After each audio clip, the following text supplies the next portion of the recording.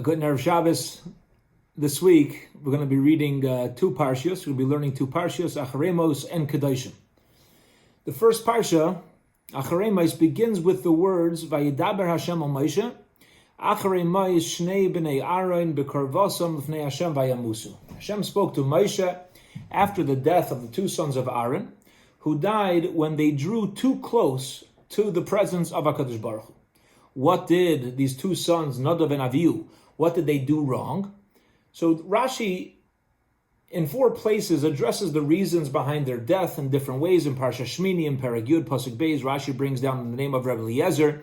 They were guilty of passing a halacha without consulting or deferring to Moshe. Another reason brought down in Rashi is the name of Rabbi Shmuel, who says that they entered the Mikdash after they had drunk wine. In Shemais, in Perek Chavdalid, Rashi says there was a moment when the Torah was being given at Matan Torah. Nadav and Avihu gazed at the Shechina in a very haughty way while they were indulging in food and drink, and they were already deserving in death then, and there's various other explanations. But the pasuk itself doesn't say any of these things. The verse itself says, "B'karvasam l'fnei Hashem bayamusu." Nadav and Avihu died b'karvasam l'fnei Hashem bayamusu, when they came close, meaning they misused their closeness to HaKadosh Baruch Hu. These were great men who were in line to take over Moshe and Aaron. They were going to fill those positions. Yet the pasuk tells us, b'karvasam, because they were karev to Hashem, because they were close, they used their frumkeit improperly in this circumstance. They used their closeness in an improper fashion. Perhaps they felt that they were in a position to render judgment without Moshe, and they were big guns, right? Like we said a few weeks ago. Maybe they felt a little wine can help them do the avoda better. Maybe they felt there was according to one explanation, they felt that there was nobody who had the same yichus as them to marry them. Maybe they felt marriage was beneath them. But they made decisions without involving Moshe and Aaron. And they looked forward to their own leadership, a leadership that never ended up happening. But it was because they had their own desire to contribute their own unique flame, according to their own view, their own vision. But the Torah itself considers that to be alien. It's b'karvasam l'fnei Hashem. It was their desire to be close to Hashem. It was their frumkeit that caused them to slip and make a mistake. I want to connect this idea to nowadays, to what's going on. There's a lot that people are saying now with the whole virus that's going around. I've heard many people say, I'm nobody to explain why all these tsaras are happening, what's going on right now in the world. And then they go on to say, however, this is what everybody needs to work on, A, B, C, D, and E.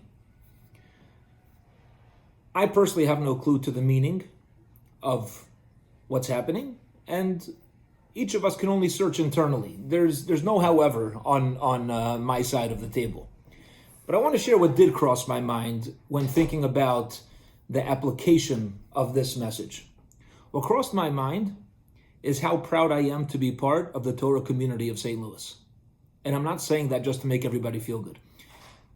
The Rabbanim, particularly the senior Rabbanim, which I'm not currently part of, I'm one of the younger ones, but the senior Rabbanim with some medical professionals really took the lead 5 weeks ago in how we as a Torah Kehillah need to respond. And although this whole situation is not even close to being over, there are signs that are starting to show that the numbers may be slowing down.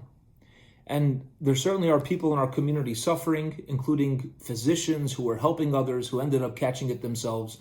And each of us are mechuyev, we're absolutely obligated to daven for them and to daven for all the chaylim throughout the world.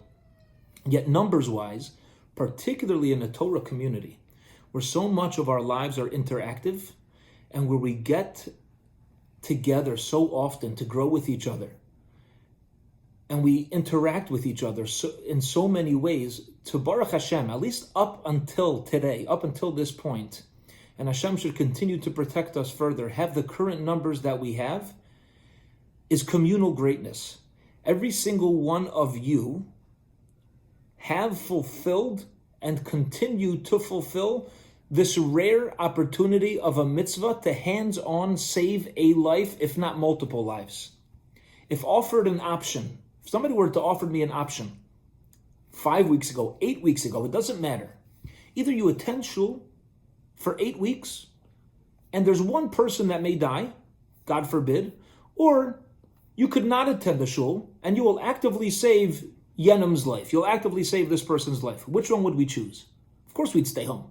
It would be idiotic. It would be foolish to start making basement porch minyanim. Only it would be foolish. A shaita would do that. There is suffering going on. There are people who nebuch have the virus, but the current numbers testify to the greatness of all of you.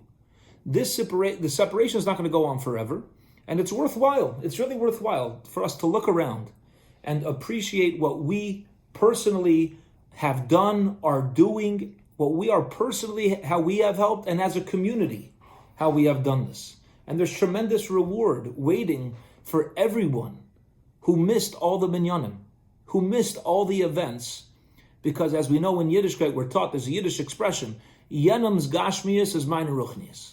Somebody else's gashmias is mine ruchnias. If a person writes a check for $25, that person got $25.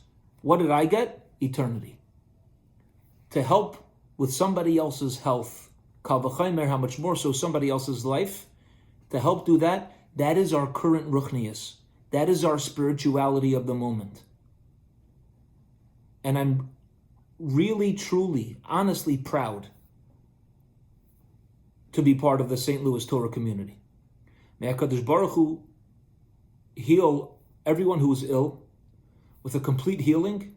May HaKadosh Baruch Hu shower His bracha upon our community, upon Klal Yisrael, and upon the entire world, which is in desperate need of a refuah shalema. We continue to miss everybody. We're all wondering when it's going to happen. In Mirz Hashem, it should be soon. But just to sign off, have a peaceful and heilige Shabbos. Take care.